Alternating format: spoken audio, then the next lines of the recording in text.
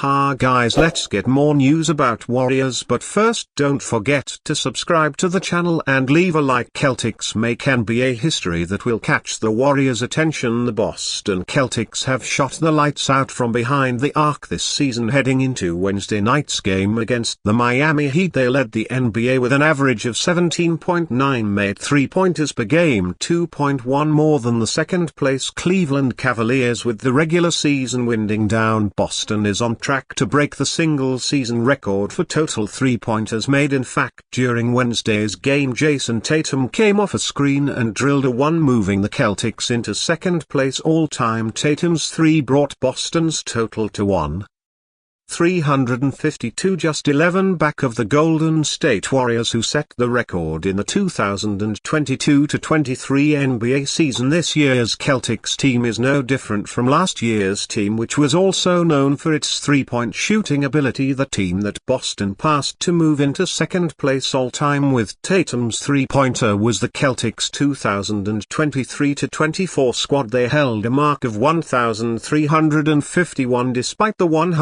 124-103 loss to Miami. Boston finished with 12 three-pointers made. The Celtics are now just 7 away from tying Golden State's record 363 and 8 from breaking it. He included an investigation for gun finger-pointing incident on a night when Stephen Curry went off for 52 points, including hitting 12 three-pointers. The focus shifts to his teammate Cheyenne O'Buddy-Held, who was being included in an investigation for a gun finger incident. In that same game, he and the Warriors defeated the Memphis Grizzlies 134-125 at FedEx Forum in Memphis, Tennessee on Tuesday night, moving into the fifth spot past the Grizzlies and Minnesota Timberwolves in the Western Conference standings in the National Basketball Association NBA. Late in the game, with the game in hand after Jimmy Butler sunk 2 free shots, the Grizzlies' John Morant performed a gun finger-pointing directed toward the Warriors bench while walking off the court. Bohemian professional basketball player Heel responded with what appeared to be the same gesture, and both were assessed technical fouls. According to ESPN, Shams Charania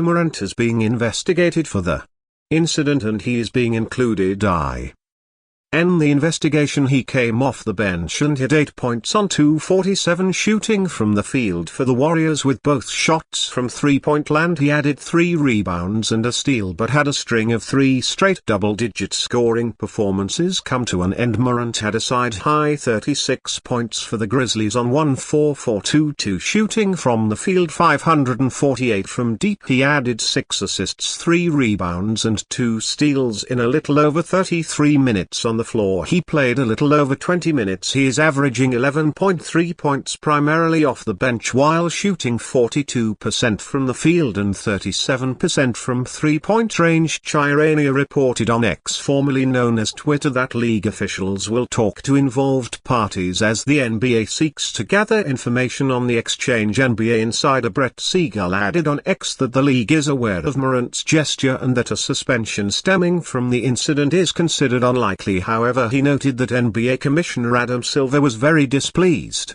with what transpired and reiterated the league's stance against any gestures that resemble guns. The NBA has strict guidelines against gun-related conduct or symbolism both on and off the court, and Morant has already been suspended twice for gun-related incidents. He was banned 8 games without pay in March 2023 for brandishing a firearm in an Instagram Live video, and then missed the first 25 games of the 2023-24 season for conduct detrimental to the league after he brandished a firearm during an Instagram live stream on his friend's account. While no disciplinary tactic has been announced, the NBA is expected to issue a statement after league officials speak with Morant and Held and other relevant parties, and once the probe is complete, the NBA's response is expected to reinforce its stance on maintaining appropriate on-court behavior, and it's possible that fines or warnings could be issued. As mentioned, the Warriors 44-31 moved past the Grizzlies and Timberwolves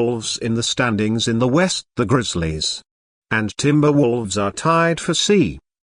XTH in the West with identical 44-32 wins records at one point this season. The Warriors were in the 11th spot in the West with a 25-26 record, in danger of not even making the play-in tournament of the NBA playoffs. Now they are in prime position to advance to the playoffs, and there is less than 2 weeks remaining in the season. Warriors face in competition from 5 teams for Kevin Durant report. The Golden State Warriors may have to contend with 5 other teams if they are going to revisit a Kevin Durant trade in the off-season. Back at the NBA trade deadline there was a list of teams that there was mutual interest with Kevin Durant. ESPN Shams Charania said on the Pat McAfee show on Wednesday, those teams from my understanding are Minnesota, that's New York, Houston, San Antonio and Miami. Those are the types of teams from my understanding that had interest then, and I expect them all to be in the mix this off-season. But the biggest thing to keep an eye on for all NBA fans and